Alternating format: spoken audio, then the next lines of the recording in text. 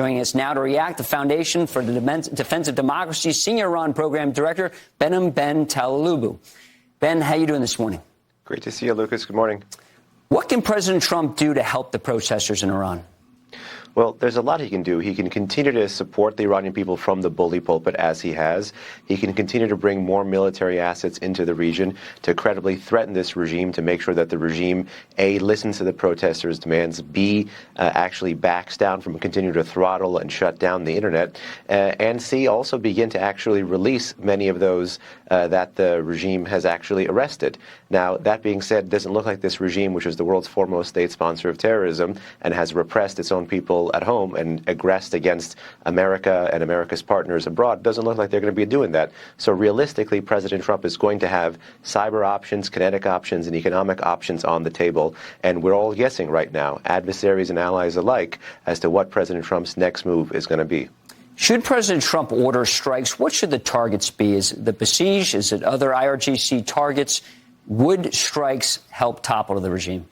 Well, it depends a great deal on what the larger U.S. goal is, because you wouldn't want strikes to happen at random and not have a concurrent U.S. strategy towards Iran. A few days ago, when President Trump was asked what his overall end game was, he said his end game is to win. That potentially means if President Trump does intervene kinetically, yes, he can level the playing field between the state and the street. He can go after the telecom and the electronic warfare hardware that the regime is using to throttle the internet. He can go after this regime's state propaganda service, the Islamic Republic of Iran broadcaster, which the U.S. has sanctioned in the past. The U.S. can also credibly threaten strikes against the regime's transnational terrorist apparatus, as well as make sure that the command and control that the regime is using to repress its own people is taken out. But then again, all of this stuff kinetically is going to have to feed into a larger, more holistic Iran policy. And, you know, with 3+ weeks of protests now, I'm not sure why, or we don't know yet, but it doesn't look like it, that both Israel and America have not engaged in things on the cyber side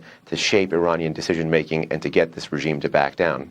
Should the Trump administration be helping arm these protesters? I would say no, that might not necessarily be in the immediate best interest.